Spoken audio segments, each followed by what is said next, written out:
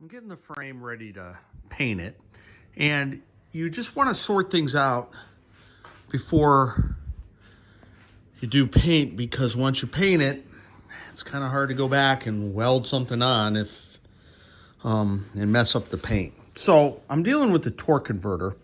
Now this bike was originally set up for a 6-inch driven unit, which is what we are using, but we're using a Comet clone, and I can see when I have it, the jack shaft, just the raw jack shaft material, and the bearings, the 2 bearings that you need for it. This is all brand new stuff, by the way. It's scraping right here on the metal. Not much, but just a little bit. I can see it doesn't even want to turn. So I'm gonna have to take a little metal off there. I also want to weld a couple nuts in, like on the bottom sides of this hole and the bottom side of this hole. I want to put nuts. It's just easier for the gas tank mount, instead of trying to finger a nut on the back side, if it's just tack welded there. Same thing with the torque converter cover. Same thing there, just do that. Also, a lot of times, this plate is just Swiss cheese. People go nuts, mounting different motors, different alignments, and they'll drill this a million different ways. I always TIG weld the holes shut, grind them flat, and re-drill them, but we don't need to do that here. But on the seat plate, we do. There's a couple miscellaneous holes that shouldn't be there. So I'll probably TIG weld those shut, even though you're not going to see them with the seat. I don't know, it just kind of bothers me. So we've got a little prep work on the frame, and then I can media blast it and get it ready for paint or powder coat. So I did a little grinding, and now she spins without any binding, and it just taking a little metal off there with our flap grinder. And then I'll weld a couple nuts in the frame, maybe try and fill these holes, and we'll be ready to media blast it. For media blasting, I'm using this blaster here, but a lot of times you could just find somebody local to you and do it. As a matter of fact, the frame, even though I can get the frame in here and do it, it's just a lot easier to drop it off. It literally takes the guy 10 minutes and he does the whole frame.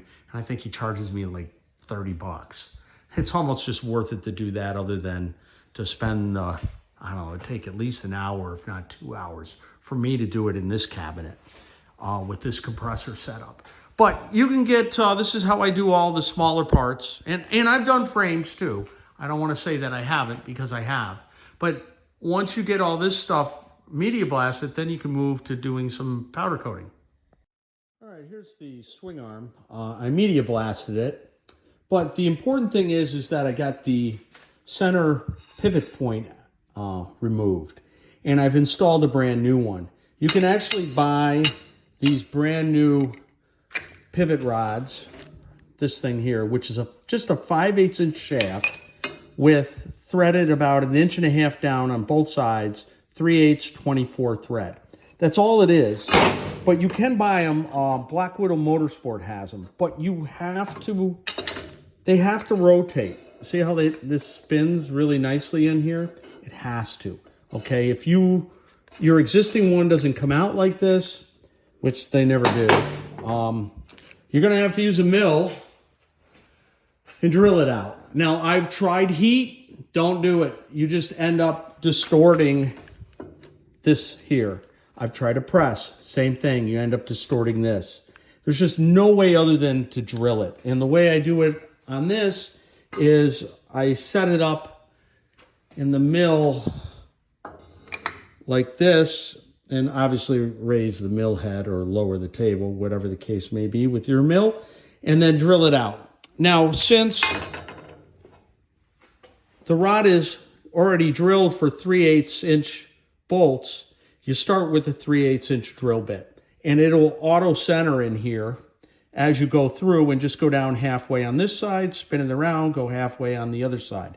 Then bump it up to 1/2 inch.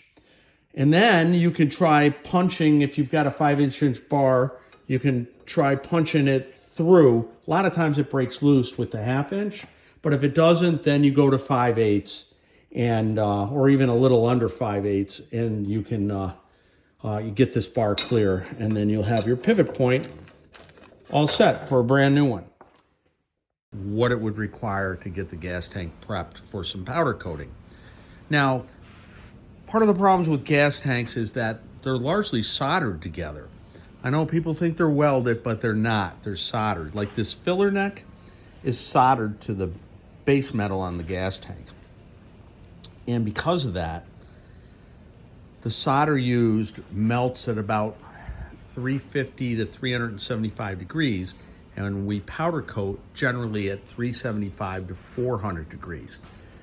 So because of that, what I do is I tack weld the neck to the gas tank. You can just see it right there, just a little tack weld.